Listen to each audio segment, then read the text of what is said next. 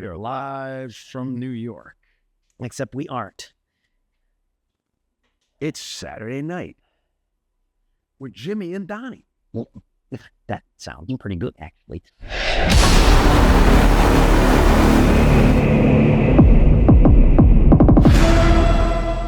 Well, hello. This is Jimmy the Hammer, and I'm here in Deerfield Beach at Adex.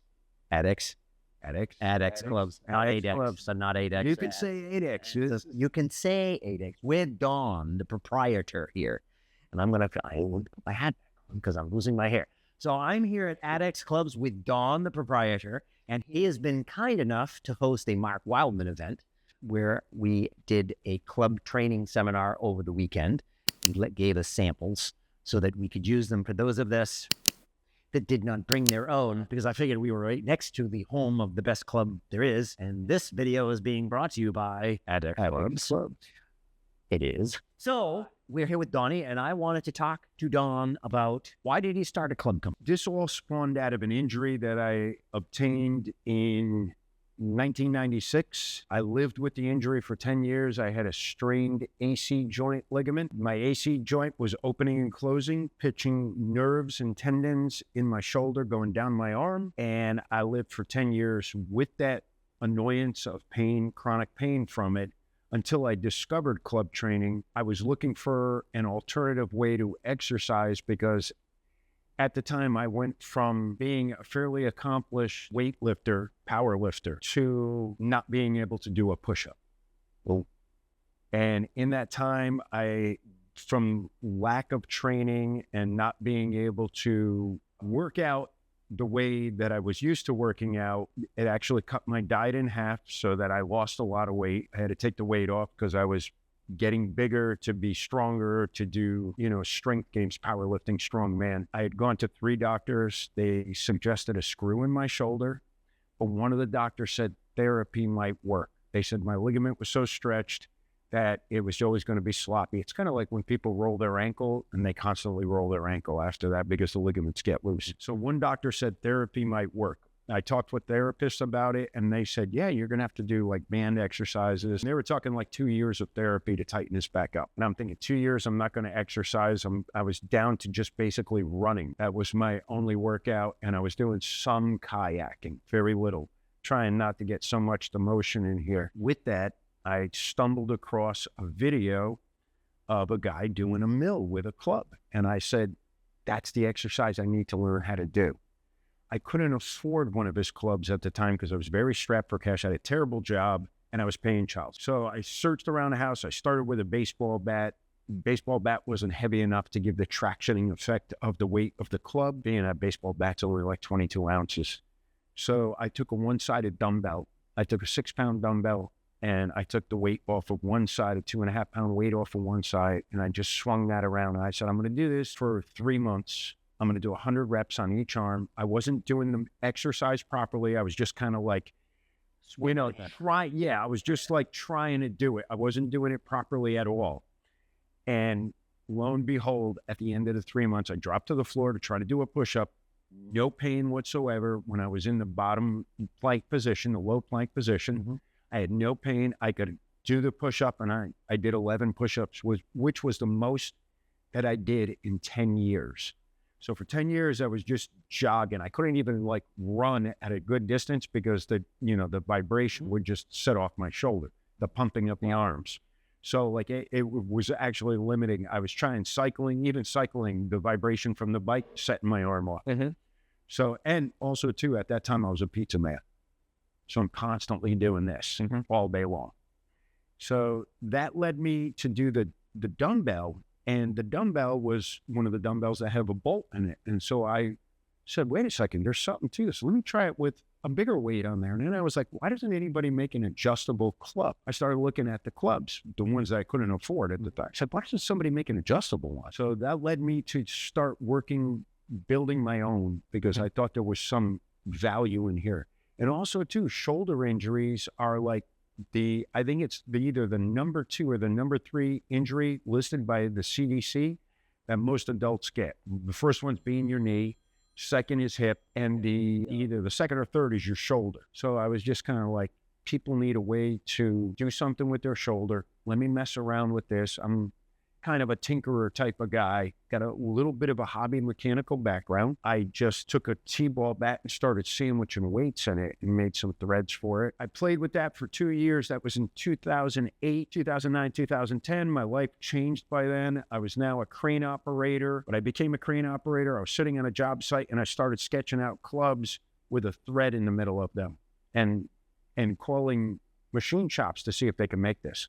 So I started designing it, drawing it, sketching it, and I have a little bit of mechanical drawing background. So I was able to draw the blueprints for my first one, drew it in 2010, actually made it in 2011. The first prototype I made cost me $990. I think it was just about $1,000 to make the first one. And 3 years prior to that, I couldn't afford to get a $90 one with $30 shipping on it. So that's how much my life changed in that small period of time. And I wanted to get better. I didn't want to be debilitated as my life was going upward. Now, I have a question. That $90 club, how heavy was it? That was a 15-pound club. 15-pound club. Moving on. That's important. Yeah. Important. But whether I remember to talk about it again is another thing entirely, but that's important. $90 for a 15-pound club. Yes. Okay. Mm-hmm. All right. And so then you had your first prototype. First prototype made from a T-ball bat. Well, no, first prototype of like what these are now with this design. And then of course they morphed over the years. We made refinements to it. Mm-hmm. So over time it did change a little bit. The handle thicknesses changed. Right. There's three different handles. This is a Wildman handle. That's a Wildman handle. There's one slightly smaller than this and one with even smaller than this. Depending on your hands. Yes. And this is 4.5. That is 4.5 pounds, just like that empty. And then with the screw set, it comes to, I believe it's almost 6. Yeah. With the screw set. So you decided to make a company and do this. Why? Well, I know why you did clubs. Why did you do this? Why did I do that? I wanted to be able to offer something to people. It's twofold here. There's a personal reason why, and then I also believe that if you can put something out that might be able to benefit other people, and this is something that I found relief from, so maybe somebody else needs it. And I saw that there was a vacuum in the market, that it needed that. And I started working in that direction. You can have a business doing anything and it's self-serving. But if you have a business that's self-serving and serving the public at the same time, it's more gratifying. It's more rewarding. It keeps you more engaged in the business because now you're touching your customers. They're not just taking something and going out with it.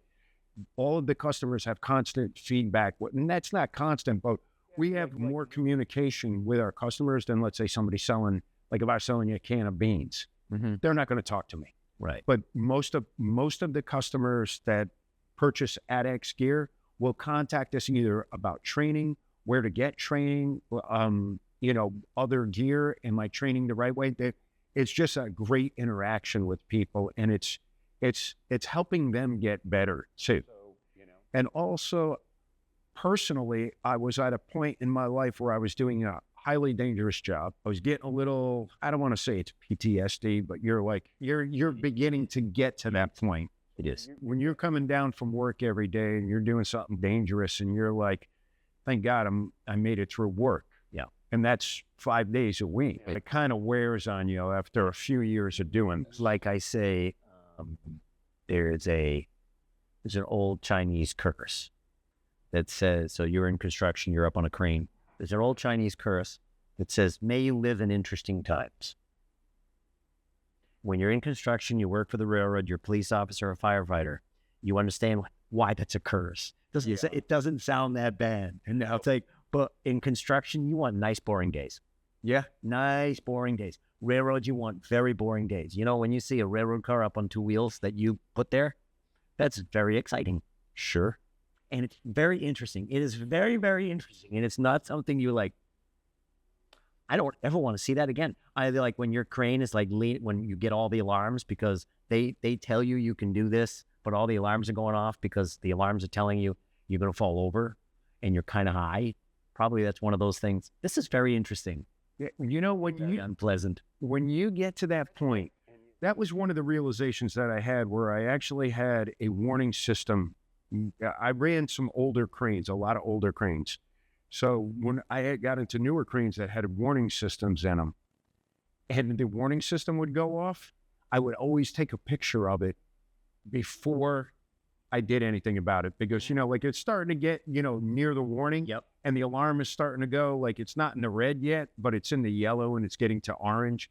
And you're like, this is pretty neat. You know, this thing's going to flip over if I wasn't paying attention. Let me take a picture, you know, and you send that to your loved ones and they're like, oh my God, what are you doing today? Yeah. And then when you show your bartender this and he's like, I see why you come in here every night. Yeah. You know, like, so yeah, you know, if anybody wonders why I don't want to work for the railroad anymore, it's the whole PTSD and getting punched in the head at work. So that's, yeah, very interesting. That was a very interesting day. Yeah. So yeah, I get it. Yeah. So like, if you understand that with the product itself, I really believe that this is a way for people to keep their shoulders supple and healthy, because like I said, I came from that bro lifting, powerlifting background. Everybody starts out with bodybuilding when you're a kid. You're a teenager, you start lifting weights and you're going to look like Arnold. Everybody has the Arnold Schwarzenegger Encyclopedia of Bodybuilding. Everyone has that. I own it. I still have it somewhere. I do not know where in the house it is, but I do still own it. But when you go through that and you're working out and you're accumulating, you're building imbalances. Yeah, also too, there's an idea out there in the world that, you know, if you're, I'm going to put it this way, motorcycle riders, there's two kinds of motorcycle riders. There's ones that that have crashed, and there's those that are waiting to crash. Weightlifting, every single person that I've met that lifts weights, I have never met anybody who wasn't injured by the exercises they were doing. You never been injured? No, I have. Oh yeah.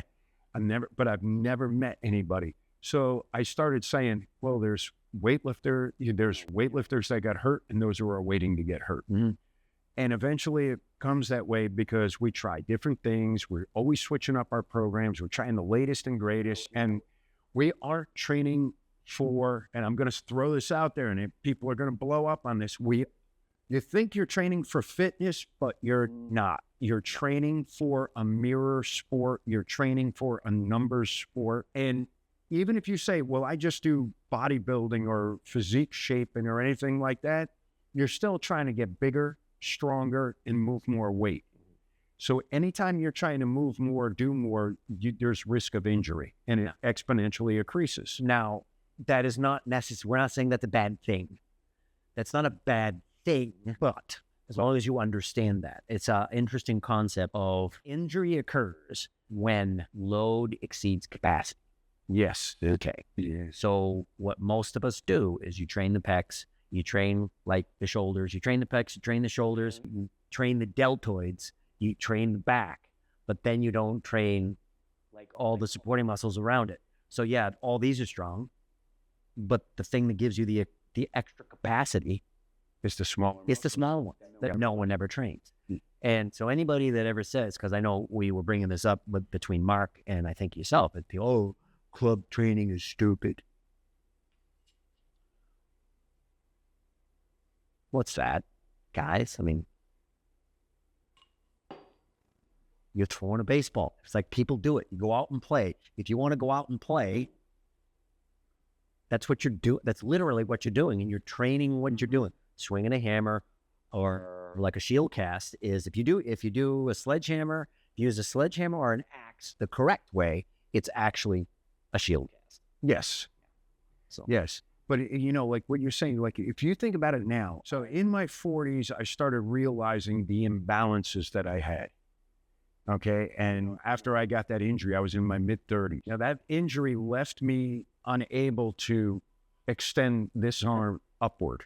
But I can get to here. Oh yeah, I've got full range of motion. I'm still working on getting my, flashing my armpits better, like for an overhead clean. But that's like in a different realm. So as Jimmy's saying, that the throwing motion, a lot of people that are 40 or a little bit over 40, ask them to throw a tennis ball as far as they can. and you'll watch people drop to the ground because of that. There's a snap. I don't know if you've ever occurred that runs up your head, that comes out of your shoulder, that goes up your neck. And everyone gets this. And I've seen this on construction sites because I would tell guys, because I worked on a crane, I would tell people to throw stuff up to me.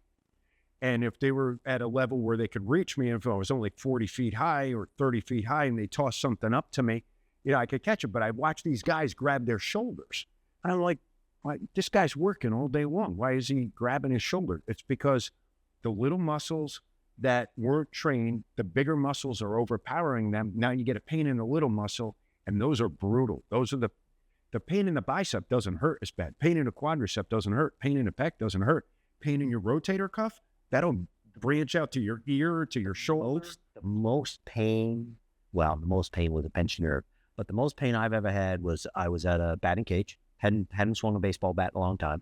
And it was, I think, 60-mile-an-hour ball. And I tried to hit it, and I felt one of my serratus muscles like strain and like pop over a rib. I felt it pop over a rib. And it's like, and then it's hard to breathe. You can't breathe. You can't do anything. Nope. And it's like, you move. It's like, no, you won't. No, you won't. No, you won't. You won't do anything for 2 weeks. Yep. That's what will happen. And you're trying to unscrew yourself by doing this or something. It doesn't work. Doesn't help you. Now you just you can't do anything. And whoever trains your serratus muscles, they know it. You know the club? Nobody does. You know what? The last exercise I can think of that is stiff arm pullovers, and you'll never see anybody in a gym laying down on a floor with a 20 or 30 pound barbell and just bringing it over their head like this with stiff arms. And that's what trains your serratus. Or you pull club, or you use your club. Steel calves. Yep. Yeah. So it's constant in club training. So what I found out with the club training is that the club training builds the muscles and balances them better for you to be able to have a bigger bench press, a bigger overhead press. Even squatting, I've talked to people that they lose the range of motion so much that they can't get their arms back here to be able to rack the bar on their back. Like guys they're holding on one hand, they're trying to push themselves over this way. You should be able to do that. If you're exercising, that's the difference between fitness and training for sport. Training for sport, you have a specific goal to do more, bigger, faster, stronger. Training for fitness is maintenance that your body's able to adapt to that without having as much injuries as, let's say, the person that didn't adapt to that. So if you spend, like I spent most of my time bench press, I'm becoming internally rotated. I'm rolling in this way. You see guys with their elbows that point out to the sides instead of their elbow pits pointing forward. Posture is such a big thing. And this causes you to do this way. First of all, if you do heavy bench presses, and I'm going to say this to everybody, and this is the way that my philosophy is now. If you've got a 250-pound bench press, you should be able to do bent rows with 250 pounds. And that was something that I didn't learn. I had lats that were as wide as an aircraft carrier when I was weightlifting. Yeah. My bent row was not that strong. My lats were big from doing dumbbell rows. Okay. And I did massive amount. I would go in and I'd do 100 reps on each side, minimum. I would just burn out my lats doing that. That was my calves and my lats I always did high reps with. Everything else was 5 reps, 8 reps. 8 reps was a lot. If I was doing something with 12 reps, I had to have a pre-workout. I was doing everything between 3 and 8 was my thing. And then 6 sets. And everything was 3 or 4 minutes between a set, eat between sets. And I was constantly eating to maintain the weight that I was at because I was 248 on this frame. I'm a medium frame man. Yeah, I'm not a big guy. But I put on weight like I was a big guy. Another thing I was doing was overloading my squat and my deadlift. So that was another thing that I was doing partials of deadlifts. My best pull ever was 505. It's not that big at 248. So now I'm trying to drop 30 pounds so I could have a decent deadlift in relationship to my body weight. But long story short of the experiences I had with weight training, I would say that anybody, if they are serious about athletics or if they are serious about bodybuilding, take the time to learn how to do clubs and maces for the mobility, just the mobility factor, so that you can get into the proper positions. When CrossFit was coming up, I got into CrossFit 2012. I started getting into CrossFit, and I saw how people that were decent, regular people that were extraordinary athletes in the boxes, but their range of mobility was getting diminished. I could see it happening. My own was getting that way too. So I'm working on doing Olympic lifts, but I didn't have the flexibility in my shoulders from all those years of bench pressing that I'm internally rotated. And now I have to open, but they didn't know how to do that. So I was doing all the Kelly Starrett stuff. I'm bands and stretches, and I'm spending an hour a day stretching. And by the time you're doing that, you're tired from that. And then you go try to go lift, and you're not lifting at the capacity you want to lift at. With the clubs, it's going to wear you down and make you tired too, but you can combine it better. I think it goes better because it's more dynamic. It's dynamic and it's a weighted stretch. It's a weighted stretch, and you don't have to put yourself in that painful position for so long. But the clubs are beautiful because if you do poor technique with the club, it's going to show up. Sooner or later, the club's not going to swing right. And your body knows it's you don't have to overthink this. I taught club classes for 7 years, and I think I had the longest running continual club class that I know of so far. So it was 7 years until the gym closed from COVID. But the people that took the class, you could see their mobility getting better, and you didn't have to, I mean, you correct them, but it wasn't so exact like with a bench press. If your elbows flared out or you're not landing in the right place, you're going to end up hurting yourself. And that could be on a small amount of reps because you're moving so much weight. With the club, you can get that. But the weird thing about it is even if people don't have full awareness of their body, that they think they don't have full awareness of it, they say, well, I'm not athletic, I'm not coordinated, I can't dance, stuff like that. When they get the movement right with the clubs, I always tell them, I said, your body's going to smile. And they go, what do you mean? Yes. And it means that you did that movement, and all of a sudden you're like, whoa, I got it. And your whole body lights up. Mm-hmm. And you know that you did it in the right thing. For about a year, well, prior to me talking with a few people from the beginning of Rick Brown, Mr. Mace Man, Rick Brown. Okay. Prior to speaking with him, I had some awkwardness in my club because I didn't have anybody to correct it. And I'm just training by myself in my backyard with these homemade clubs. And all of a sudden I sent a video to Rick, and he's like, you're flailing. And I said, explain to me what I'm doing. And he said, your wrist is tipping back when you're doing this position. And it was such a minute thing that I didn't see, but it was causing the club not to be in a proper trajectory. So yesterday, was it yesterday? Or maybe it was, I think it was yesterday. It was yesterday, somebody else. Because one of the things that Mark had us do, we will talk about why Mark's here and how he got involved with Mark Wildman, but Mark was having us teach you certain movements. Yeah, we could explain it. And the gentleman in the front, he came up to me and he says, your arm isn't at 90 degrees. You need to move it up. He went like that. That's not 90 degrees. I went like that. I was like, that's all right. I'm like, I'm sorry. I've done this. But it was the body saying, that ain't right. Yeah. This is right. Because if this is 90 degrees, that's not 90 degrees. That's 80 degrees. That's 90 degrees. So, but, you look at it, and he had to hold it like this. So he was holding it. She was holding it. So he was holding it up a little bit. But it's like this. And this is, because this is like bang. Yep. Into your hip, and then you want, and then I have a problem as the weight. So my wrist has a tendency to do this. So I was constantly you're trying to keep your wrist straight. And as the weight goes up, you kind of do this. I should really go down.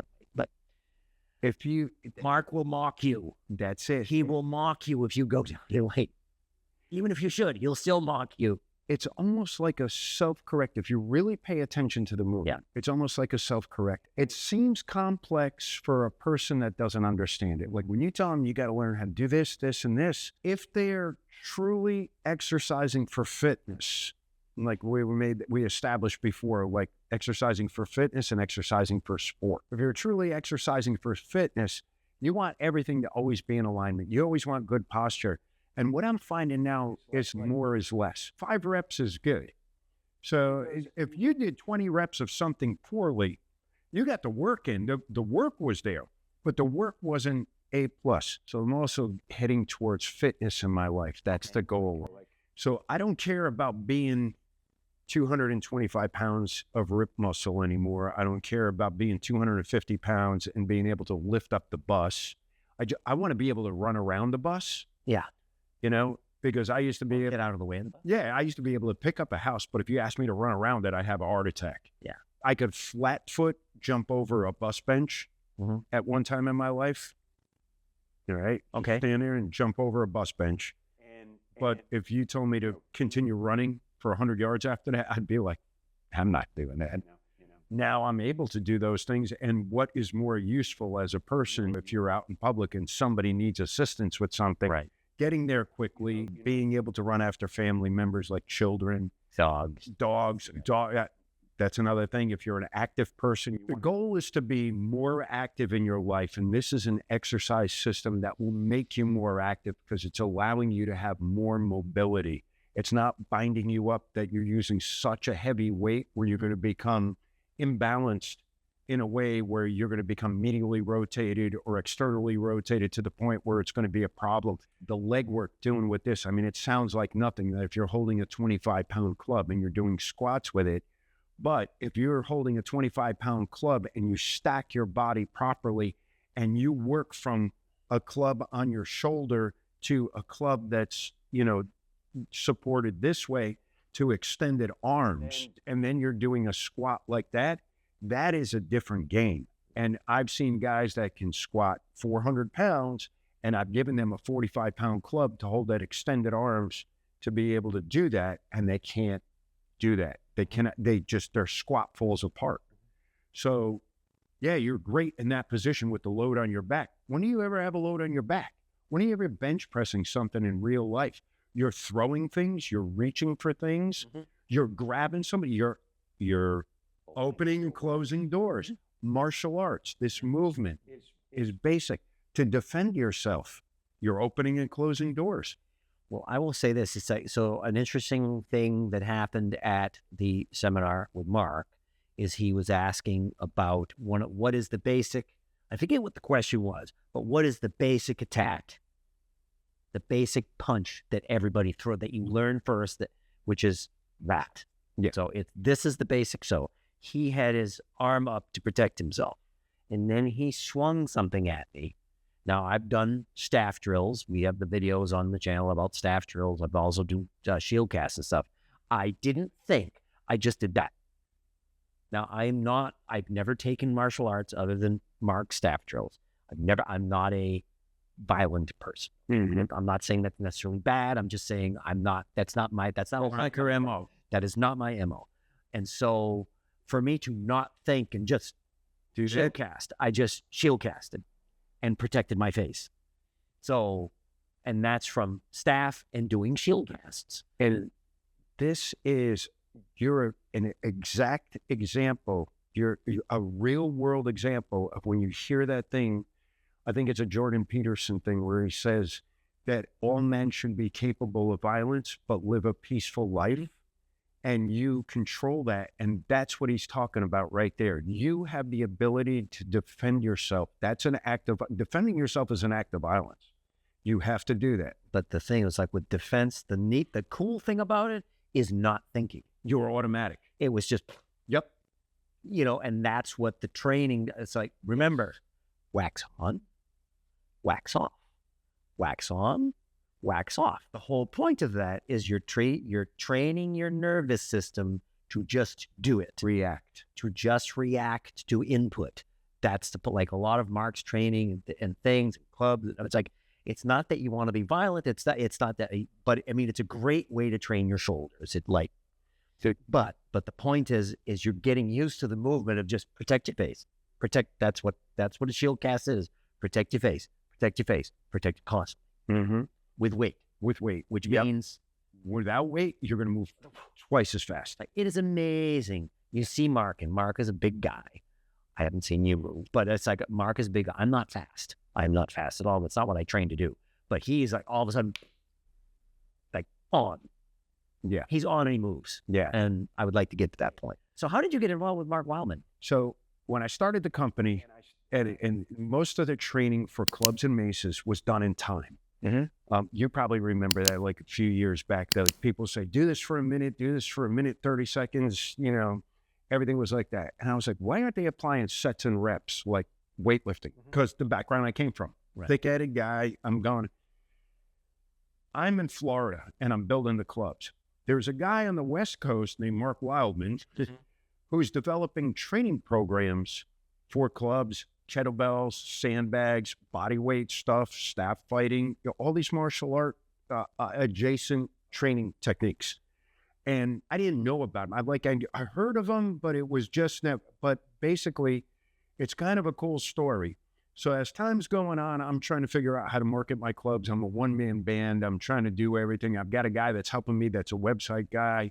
Got rid of him, got another guy. We just outgrew each other one way or another. And I met... Then you got this really obnoxious guy named Sebastian. I don't know where you found him. Sebastian, if you guys call here, you're going to talk to Sebastian. Sebastian's great. Best. He is the best. We picked up a media guy named Carlos of the Snag Agency in Fort Lauderdale. Now, Carlos comes to me, buys a club from when I'm selling them out of my garage. Okay? I used to do this business on my dining room table. Nice. Carlos comes to me and he's like, I want to buy one of your clubs. And he comes up to my garage and he's like, I live in Fort Lauderdale. And then he buys the club. He walks out. He comes back into my garage and he says, who does your marketing? And I said, I got nobody right now.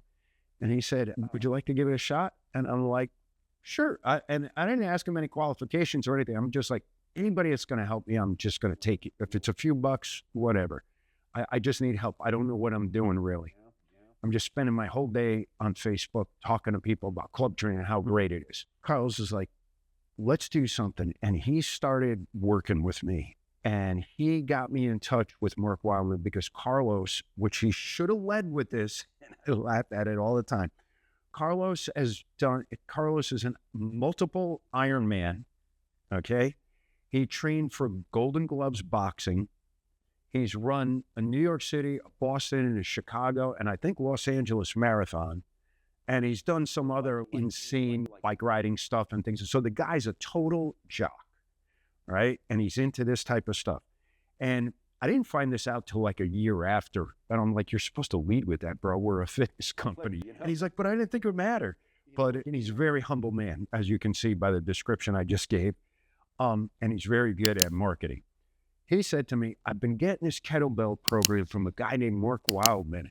And I'm like, yeah, a guy named Wild. What kind of, I was kind of like, yeah, I heard of him, what kind of programs he got? He's like, it's pretty good. He worked in the science field and now all of a sudden he's in the fitness industry and he's applying science to it. Engineering. He's mathing it out. Like, lift this weight for this many times for this much time. And when you get to your next level, you're going to be lifting this, and it's right on the money. And he kind of was doing the same type of training I was, but I'm doing it in my head. He's writing it on a spreadsheet and keeping track of it. So I was like, oh my God, why don't I know this guy? How come he's not like my brother here? So he put us in touch and we started working together. Now Mark's building his business. So he's got his guy that's the equivalent of Sebastian and his crew. He's got a film crew. He's got a whole production crew. Right. And his stuff is amazing. This guy is on point. He knows what he's talking about. He is very, very smart in athletics and in physical motion. He basically has you in a training program that borderlines on physical therapy. He's got you doing things where you're not going to get the likelihood of you being injured from your exercises is greatly reduced. Me being a meathead and going out with my meathead friends and everybody's punching each other in the arm on a PR and stuff like that. And we're trying to PR every 2 weeks. So there was 4 of us always injured. Yeah. Always injured. If you follow the program, you don't get hurt. You don't get hurt. So at the end of the seminar, one of the items that you make is the Gladiator. The Gladiator, which is a 50-pound club. It's a 50-pound handle. 50 It's a pound handle that goes up to 75. Okay. So brought it out, and Sebastian did some work with it, and then a couple of the other guys worked with it. So I picked it up. I do 21 pounds at home.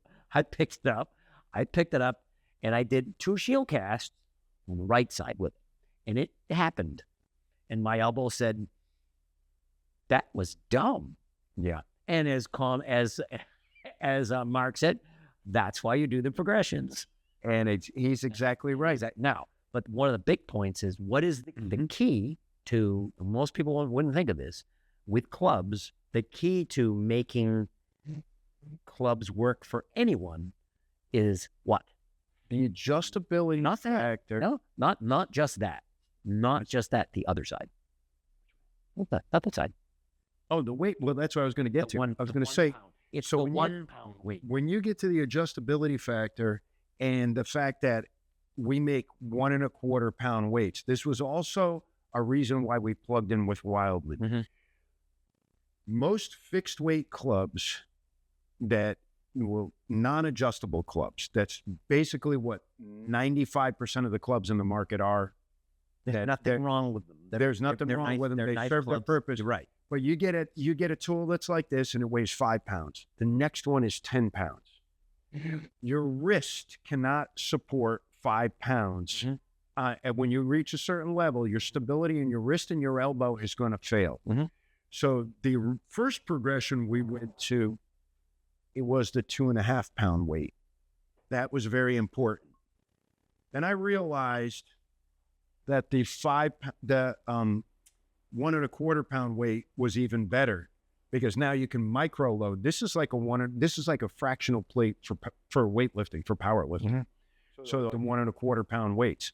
So I made a 1.25 pound weight to go with that, and now you can micro load up to the next weight level. If you had a fixed set of clubs, they 5 pounds, 10 pounds, 15 pounds, 20 pounds.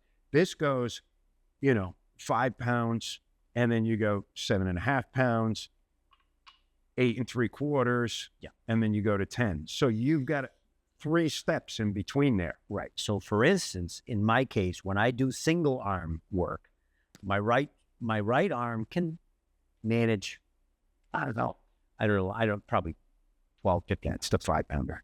Yeah. But this shoulder, like sharp pain.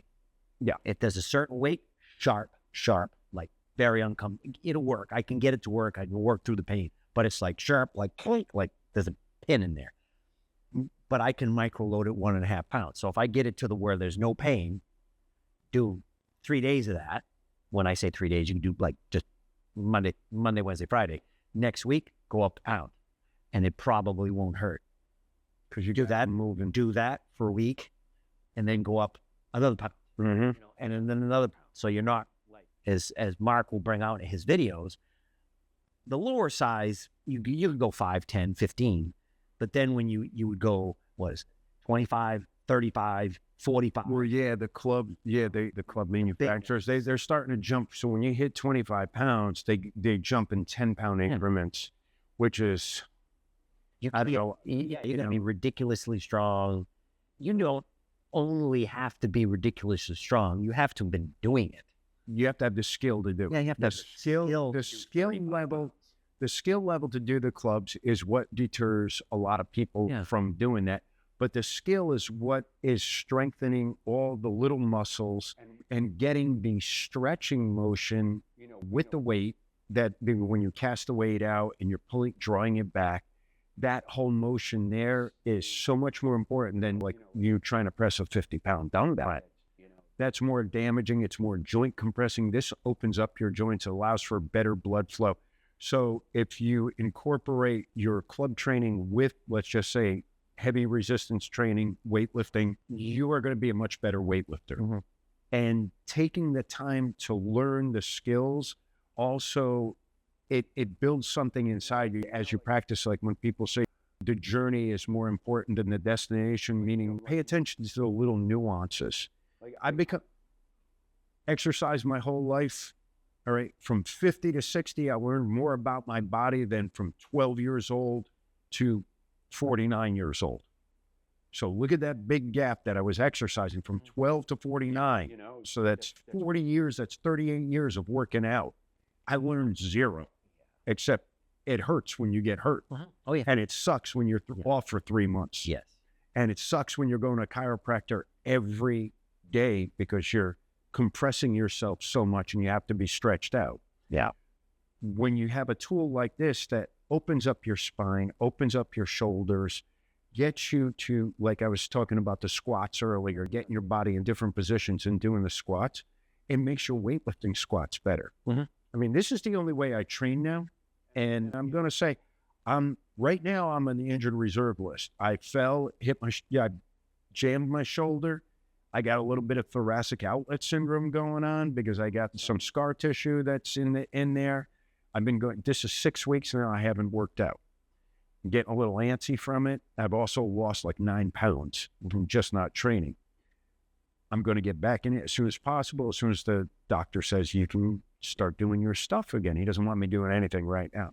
But I do have a lot of scar tissue there breaking up. But if I had done, let's say from that 50 to 60 years old of the weightlifting that I was still doing, I would have probably been injured like 15 times in that 10 years because of what I was trying to accomplish. I look at it now that I want to be active as I get older. I use my 50s to prepare for my 60s. I'm going to use my 60s to prepare for my 70s. So meaning that I want to get stronger in these type of exercises. I want to maintain a degree of muscle mass that when I hit the ground, I'm not going to shatter. I'm not going to land on bone. I'm going to have some meat around myself. I maintain my diet. I'm very conscious about my diet. And like I said, this is the only way that I train now, and I'm staying in decent shape. And it's interesting. I don't know if I've brought this up on the channel yet. You probably know this. One of the aspects of Mark training is in each training level of the Basis of Strength, which is a two-handed club program, is you get down on the floor and you're getting up. You're doing crunches on the floor with a club. So which is relatively lightweight. But the nice thing about the club is it allows you, because it's a lever, it allows you to cantilever. It actually makes a lot of the movements easier by having a weight. Yeah. But see, if you know the answer to this question, we can always edit this out. When you're over 65, what is the most dangerous thing in your house?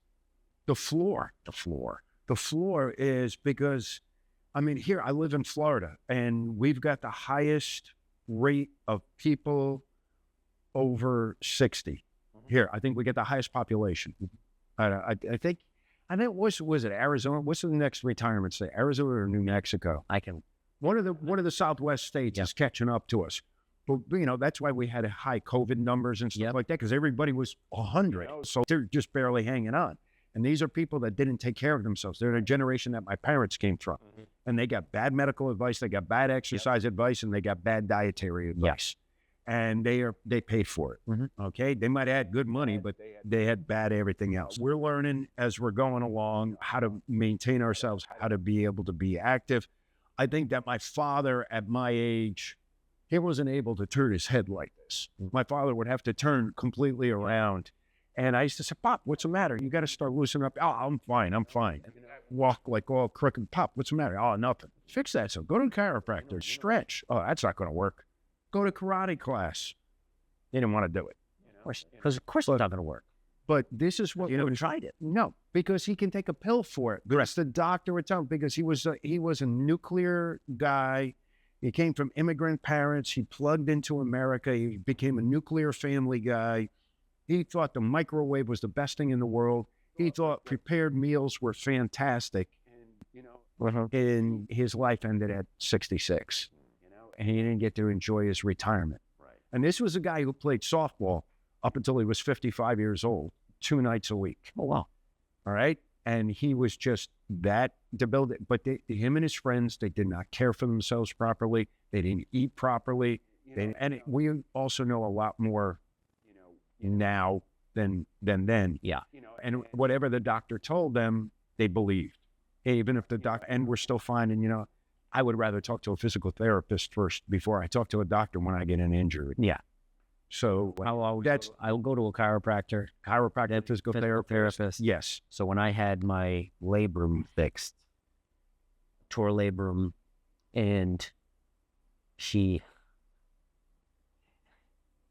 after 5 months, I still didn't have range of motion. Didn't have range of motion. And I can't go back to work. Yeah. Because for the railroad, you either go back at 100%. You can work at the railroad at like 29%. But once you go out, you can't come back until you're 100. So I don't have the range of motion. So I can't go back to work. And he said, well, this is what we're going to do, is we're going to do a targeted cortisone injection in a particular spot.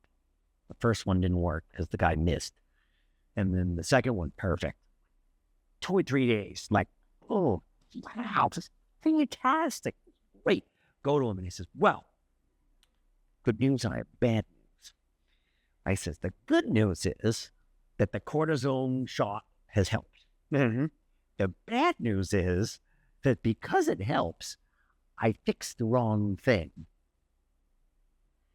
However, what I'm hoping, now this is the doctor telling me. Yeah. He's like, what I'm hoping is that because you now have your range of motion fully and it works and it doesn't hurt, you'll actually be able to fix it. And that's what happened. I've never had any other work done to the shoulder. It's because I had everything back. Yeah. And I was then able to work out and do things. But that's what brought it back. That's what brought it back. It was the ability to move. It wasn't the doctor itself. Right. I mean, he fixed something. I don't know what he fixed. He did something. He did something. I mean, I'm not upset. I'm not upset because it worked. It just happened to work out. It happened to work out. I did go to physical. I went to physical therapy. I went to the carb. I did all that first. Yeah. The surgeon was, I'm not going there until everything doesn't work. Yeah. And then I get an MRI. And then, if something's busted, it busted. You got to get it fixed. It's just what it is. Yeah. Probably. I mean, there's somebody like knees over toe guy who he actually has tears in his knee that he's never fixed. And he can still doing life. And he can dunk. Yeah. He can dunk and he's better than he ever was. He jumps. Yeah. Without surgery. Didn't he do splits? Wasn't he doing splits? Oh, yeah. So, the best medical advice we can give you, this is not a medical advice channel, but the best medical advice that anybody can give you is don't go to the hospital. Yeah. For trauma, go to the hospital. If your arm is cut off, go to the hospital. Heart attack, go to the hospital. Yes. Yeah. If you trauma be repaired, talk to a physical therapist first. Yes. And then talk to the doctor. Right. Yeah. So I've got a friend that worked for me when I owned a pizzeria. We had attended massage therapy school together because he was going into physical therapy. So he was leaving high school and going into physical therapy. I was trying to get a massage therapy license. I never intended on practicing with it. I wanted to have, it was the lowest level of medical title you can get. This was back in the 90s. I was friends with some of the Miami Dolphins. They talked to me about people that they knew that could this work for them, these restorative techniques. It was a time when Bo Jackson was playing football and baseball. That was the guy that played football and baseball, right? Yep. And who was the running back on the Cowboys that was like breaking all the records? Emmett Smith was playing. So like these guys were all touting massage therapy and restorative techniques like ice baths, saunas, light therapy. I mean, they were going on about this stuff. And these guys are playing like peak performance. Michael Jordan playing basketball, massage therapy all the time. Him and Kobe were like always getting massage therapy. So I was getting interested in the restorative techniques like in the 90s. I was already trying to see, like where could this go? How could this help me with my lifting? I wanted to break into the strongman arena, in the powerlifting arena, and I wanted to come in setting numbers. I didn't want to come in as an absolute beginner. And so I was looking at that type of techniques. And like I said, I was talking to pro sports guys that were giving me insight on how to train and things like that. With that training, I still ended up, injured. But that therapy, I mean, attending the massage therapy school, doing that and learning about the body, and then you have to learn all the systems, and it's very entailed. And if anybody's going into physical therapy for a career, take a good massage therapy course that's based in the science. Don't go to a massage therapy course that, they're talking about astrology and stuff like that. When the planets are aligned and you got to eat carrots at a certain time of the day, that's all hokey stuff. Talk to the people that are actually, they want to be able to understand the body more. So the massage therapists actually get a crash course in anatomy and physiology that physical therapists don't, because massage therapists have to be able to diagnose if somebody's able to handle a massage on the table. A physical therapist is carrying out a doctor's prescription. Right. So the doctor's going to say, I want you to have them elevate a 1 pound weight 30 times today, and you watch them do it. When I had gone for therapy, I had torn my tricep off of my forearm. This was just recently. This was in the past 3 years. I tore my tricep off of my forearm due to a bone spurt. So the bone spurt created a lever that was a bad fulcrum point, created undue stress, and it just ripped off. How? I was doing a side cast with a 35-pound club. Okay. So as I put it behind my back, I heard this noise of sounded like sheets ripping, and my arm went dead, and I pericast out of it, and I put it down on the floor, and I shook my arm, and I said, geez, that felt funny. And I picked the weight up again, and I put it over my shoulder, rolled my shoulder out this way, and went to go pull down, nothing. And that's when the pain hit me. And I didn't realize what happened, and it was due to a bone. I really was scared that I thought my invention was Frankensteining me, like I built a monster and now it killed me. And I thought this was terrible. I thank goodness that the doctor said, he goes, with the x-ray and everything, there's a bone spur in there. I got to take it out. Otherwise, it's just going to do it again. So it didn't saw through. It just created a funny fulcrum that created undue pressure. And that ripped off. They fixed my elbow. He told me that I was going to be good for this.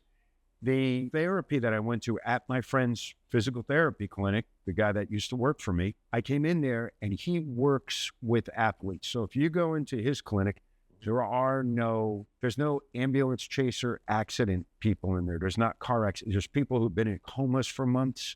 There's people who lost their ability to speak, people with bad nerve damage, quadriplegics, paraplegics. This is the type of people he works with. So the surgeon recommends that I go to, my physical therapist friend recommended the surgeon. The surgeon told me to go back to him for therapy. When I had gotten there, he works with athletes. He doesn't work with people who are like ambulance chasers and stuff like that. He works with people that have real problems. There was a few fighters that were in, a few MMA fighters. We're in a hotbed of athletes down here. I'm in the greatest place to have an exercise equipment business, because we've got all the fighters, we've got all the football players, we've got all the hockey players, and everybody comes, and we got Carlos, and he's the tie-in to everybody, to Wildman, and it's all great. But when I was doing the therapy, and also this physical therapy clinic uses my equipment to train people.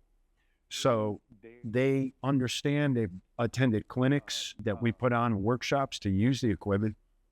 When I got there, he said to me, you're going to be in a special area where we're training.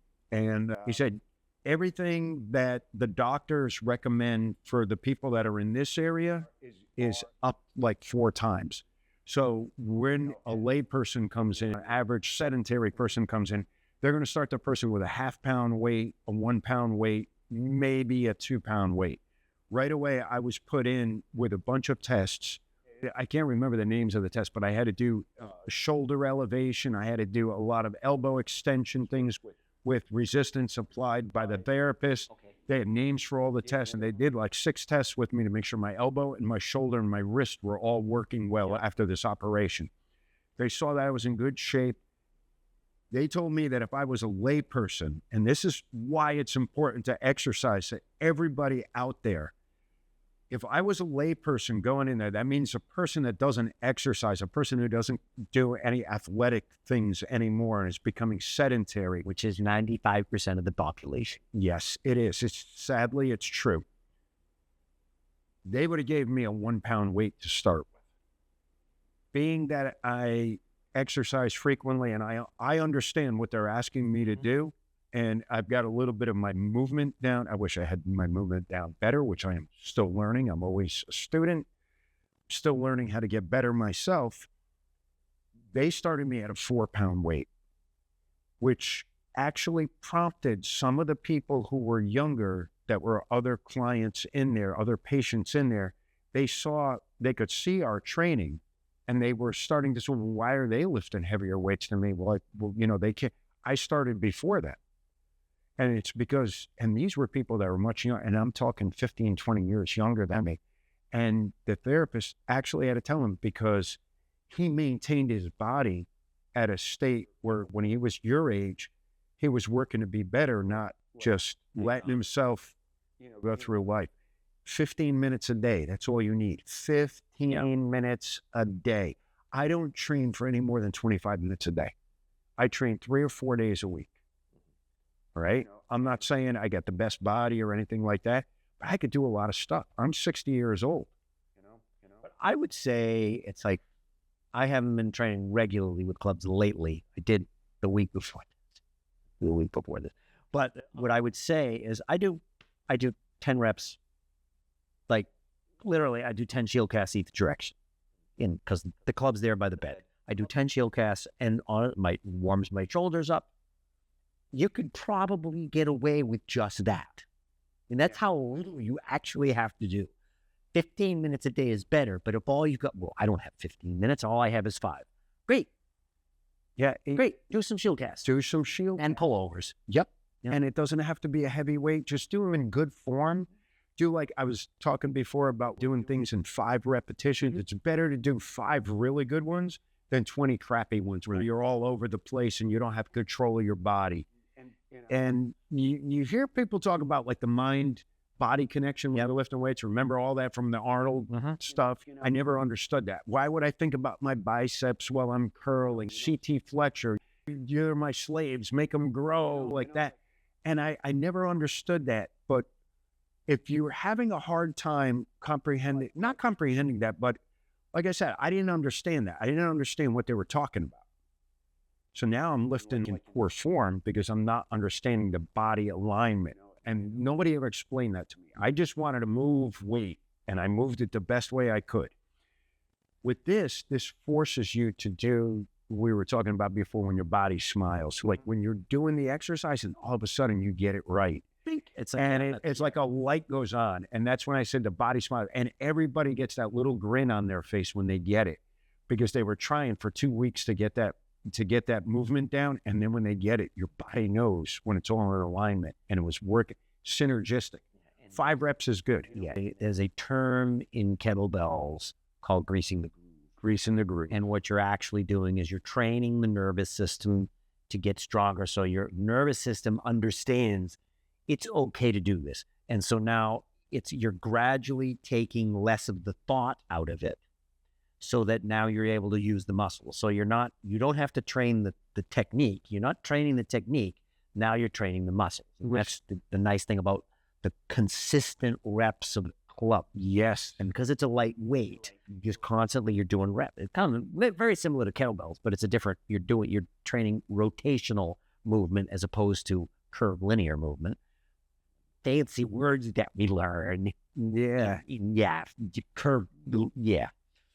That probably won't get it. No, that'll get it out. And that's the cool thing about clubs is it's a lighter weight, but because of the lever, it totally, even if you're strong, great stories from Mark where he's like, yeah, people that I don't need to do that. Okay. You give him a 30-pound club and said, all right, do this for a minute. Mm-hmm. And they can't. I can deadlift 500 pounds, but I can't do a 30-pound club for a minute. My fallback business, if this business like implodes tomorrow, I'm going to take 2 of the long handle ones, the Maces. Yep. I'm going to bring 30 pounds of weight, and I'm going to follow behind the motorcycle events that go around the year, all the Daytona Beach, all right, Laconia, yep, all right, Laughlin, Nevada, Sturgis, the one that's out in California, Barricade, all those things. I would load up an RV. I'd take 2 Maces with me. I would pay $10,000 for a street spot for my booth on the street. And I would charge people $20. You swing that 30-pound mace for 3 reps and you can win 100. And I will stand there at 180 pounds, one-handed, and swing a 30-pound mace and say, come on, big guy, swing this. I dare you to try it. Swing it. Swing it just like I did, and I'll give you $100, $20 to try. And I'll guarantee you by the end of that, I'll probably have $500,000 in cash in my pocket.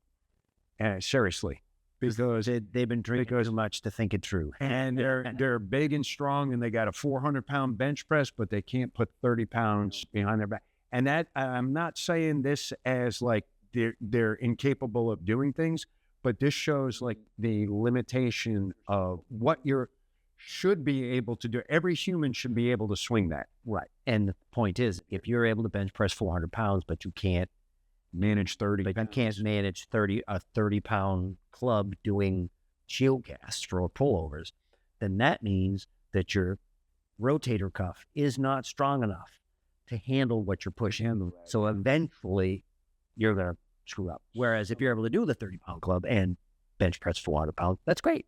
That's fantastic. Clubs are not necessarily, I wouldn't say, something you do by itself. You could do it, but we don't necessarily recommend that. It's an adjunct to something else. It will make everything else better. The reason why I train with clubs only is because I'm your guinea pig. Mm-hmm. Okay, and for lack of a better term, Italian last name. That's funny, huh? So I'm your guinea pig, and I'm going to tell you this is all I do. Uh-huh. I've trained with sets and low reps, heavy weights, train with high sets, high reps, and very lightweight. And I'm going to tell you, I'm gathering the information on this, on how it's working for me. The mid-range numbers is really good for people who are doing something. If you're doing kettlebell, work up to the 12, 15, 20 rep area with a moderate weight. You don't have to kill yourself with this. You don't have to be doing a 50-pound shield cast. But if you're doing a 25-pound shield cast, and you're doing it consistently to keep that momentum and that movement and the suppleness in your joints and in your muscles, that is a good thing. If you're using that club as a cantilever to get your squat better, to get more upright in your squat, that's better. If it's to build up your core strength so that you have a better deadlift so you can extend all the way up at the top instead of the weight pulling you over, that's your little trick with something that's going to help you not only, and you feel better after doing clubs. I'm not going to say it's like getting a massage. No. But after you're trained with clubs, you don't feel as beat up as when you train with weights. Yeah. Even if you move the same amount of weight. Yeah. I've been tired this weekend, but I'm not wrecked. You wrecked after an exercise. There were certain exercises that we did yesterday. And yesterday was cooler than the first day. That I was flat on my back, dying, dead, and you recover pretty quick. I mean, I suppose you recover pretty quick with a lot of things, but you just don't feel wrecked when you're done. Like everything's all tractioned out. Mark is really good because he has a good warm up and he's a good cool down. Yeah. He's really like, do the cool down. Don't not do it. Which is kind of abnormal. I don't do them. No, that's something you should do. Like, I was a no warm-up guy for most of my life. I held to that Bulgarian principle from Tudor Bumpta from back in the days of the Russian power secrets, and it was all that Bulgarian stuff. That was the guys that were bringing the Bulgarian bags out years ago, and then the Suplas came from that train of thought, and they really developed it. Mark has done that with the clubs by implementing. I think he's probably brought it out the furthest, the Wildman training that he's doing, and the progressions that are adaptable with our product. Like I was saying before, I'm doing one thing on one side of the country. He's looking for somebody to make clubs like that. I'm looking for someone to sell and do the programming for the clubs the way mine are made. And then all of a sudden it's like the old Reese's commercial where the guy's walking down the street with the candy bar and the guy's walking the other way with the jar of peanut butter, and they bang into each other. You got your peanut butter and my chocolate. That's basically what happened with me and Mark, and it's because of Carlos. So it's a fantastic thing. His program probably is the most detailed club program. It is, and coupled with, and you can use any clubs, seriously. You can use any clubs for that. If you got steel clubs and you could stick a magnet on a 1 pound magnet weight or 2 pound magnet weight, get them. You don't have to get mine to do that. I would like it if you got mine. We're an American company, so make this stuff here. But here's the point. Way back in the beginning of this, we talked about how a 15-pound club was $90. Now, I don't think they're that much because it's probably coming from China, so they're less money now. So 15 That pound. was the top brand. That was- Very top brand. Oh, so So you guys know who that is. yeah, how much is it that you may or may not know who they are? So anyway, so how much is a 15-pound club now? I'm gonna have to yell to Sebastian, to my Sebastian, how much? Well, Is it? who's got a 15? What's the price on a 15-pound club now? The good ones. Mediocre, mid-range club. I still think they're about $89. What? I'll find out. All right. Well, So yeah, he's gonna interject. okay. It'll take him 2 seconds. He's like a wizard. On it. All right. So Joe Rogan's company's got them for $57. $60. $60 $60 for, plus shipping. don't care about shipping. Yes. That's the top of the line guy. Okay. So we'll say $60. So a 15-pound club is $60. How much is a 20? And you know, 120 with Great Lake gear. 120. Well, there you go. Okay, so a 15-pound club. So a 15-pound club is $60-ish. It does go up. 22-pound club, 10K, is $120. Or 70. All right, so 70. So 70. We'll call it 70. So So 60 and 70 is 130. 130. For just 2 clubs. Just 2 clubs. And that doesn't include 16 and a half, doesn't include 17 and a half. That's 5, 10, 15, 20, 25. Right. And they don't go down to 4 pounds. No. So anybody, no matter how wrecked your shoulder is, probably can do 4 pounds. Yeah. Handed Well, our original handle was only 3.5 pounds. Well, this is 4.5. So That's 4.5. but that's 4.5. The fat Fat handle's 4, and then the original is 3. And so probably anybody can do the handle. Not everybody. Actually, most people. Yeah, I've got a client who checks in with us. She started doing clubs when she was 73. She bought one piece of everything I make except for the Mastodon kit. I mean, and I'm talking the whole Wildman collection, the whole Fat collection, and the whole original collection. She trains all of her girlfriends in her driveway, and she's retired from making the first computers with IBM. Oh, wow. She's very smart. She is a nerd math lady. Okay. So we turned her on to Wildman, and I think she's in his program because it goes up progressively. Right. So this is a woman. She's in her mid-70s now. She's been training for 3, almost 4 years with our gear, and she loves it. And she loves the fact that she can go up in 1.25 pounds. So no other clubs do that. You say, well, it's $300. I'm making a number up. It's more than $300. It's $350, I think. You're going to be in $400 with the shipping. And by the time you get the kit from me, $400. it's $400. But there's 19 weight settings on there. Yeah. So you can do everything from front swings to like wrist rolls. Right. The smallest exercise to the one that you can do the most weight with. Right. And that's the beauty of the club here. You've got a whole set plus all of these other little weights that get you to the next weight with the standard. It's the most cost-effective way to get to get the weights that will make your progression the easiest. Yeah. And it's not uncomplicated, but it is the easiest. Okay. And one of the other benefits of club training that no one ever thinks about. All right. Look at the amount of cognitive decline we have in people that are our parents' age. Everybody that's like my parents would be in their mid-80s, okay? So people from 70 years old on that really adhered to that heart-healthy diet dried out their brain and their nervous system. The rise of Alzheimer's, ALS, Parkinson's is astronomical in this generation. Yep. Because they all adhere. They were all using margarine and using Crisco, and they didn't get all those good fats. And another problem is they didn't do any cross-body things, nor did they learn any new patterns after being 25 years old.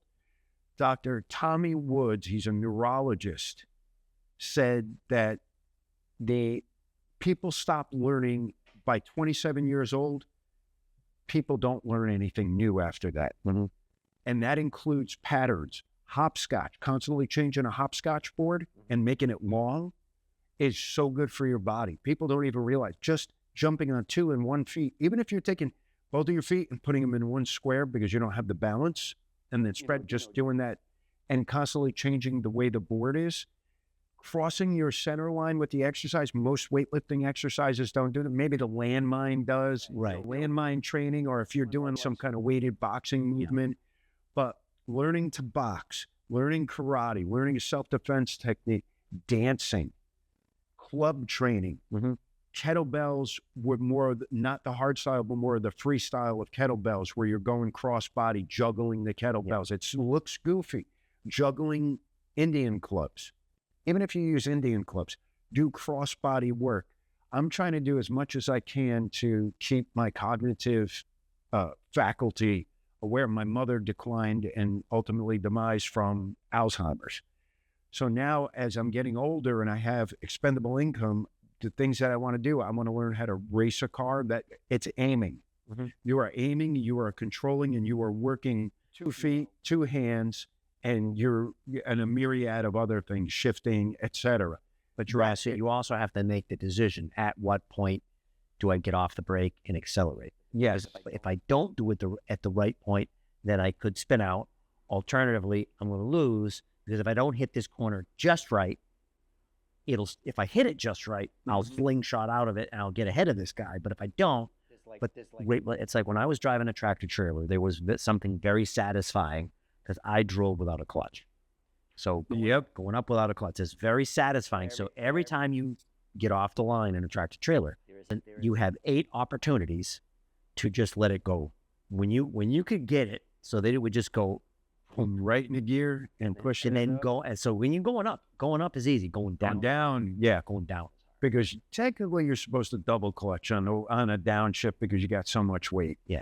If you can get that feel, and you could just use 2 fingers to push that in the gear, and so you're constantly hitting a target, which is really good. And the aiming is so important. And that aiming, I was going to say, not only with a car, if you can't afford that as a hobby, because it is expensive, even if you have a Miata, you know what I mean? Even if you're racing your mom's station wagon, it's going to cost you money sooner or later. But if you can aim darts, I'm not kidding. It's such an eye-hand coordination thing and a finesse, fine muscle coordination. If you've ever heard of Tim Anderson, I'm original strength certified. And we're talking about crossbody, which is so important for our cognitive ability and the ability to walk and everything. I mean, even something as simple as this, I don't know if this is going to come on the camera, but it's just doing this. So this is actually training your nervous system to understand, because you're crossing your body. Yes. And I tried to have my father, I said, my father's 87, just sit down, and all you have to do is take this hand and touch it to your knee. And he was like, he was thinking about it. It's like, no, the other knee, Dad. Yeah, now the other one. Because why was that going to make any difference? It's the way we're wired. Actually, if you show somebody that, what you're doing is that the rotation, and people don't realize, they think when you're running, get your knees up. That's the only thing. Your body is rotating, and that's you're crossing the line. So so what you're doing with your dad right there is you're trying to get him to get that pattern from when he was a kid, to put an elbow to the knee to run. Because that's where this is how it starts in a chair. It can be as simple as this, but I mean, ideally, you want to be standing. You want to be standing and doing that. Ideally. And that rotation is so important. When your back gets locked up from non-use or injury, and you're not taking care of yourself by doing therapeutic type of training, and you're just beating yourself up with heavy work, and it locks up more and more, you're going to lose that ability. Your nerves are going to start deteriorating, and it's all going to be cognitive decline. It starts at your fingertips and it works backwards to the brain, not from the brain down. Right. So like when you start losing that coordination, so dance, walk on the curb like a balance beam, do anything you can during the day to get that, to keep that alive. It's very important. We have to stay moving. Very good point. Very, very good point. This is good talking. I can do this. I'm told I do this well. You're doing it well. Yeah. So anyway, well, thank you very much, Don. It's been a great time. Thanks for hosting the Wildman event over here over the last 2 days. It's been great meeting you. Thanks for having a chat. Jimmy, it was great to meet you, brother. And I'm glad you came down. And, you know, I'm putting faces to the names and handshakes and hugs to the names of all the people that call me and talk to me and yours. And, you know, all this with Mark was fantastic this week. Yeah, this has been very cool. Okay. You can be the hammer. Or you can be the anvil. But always be the hammer. Jimmy the Hammer, out.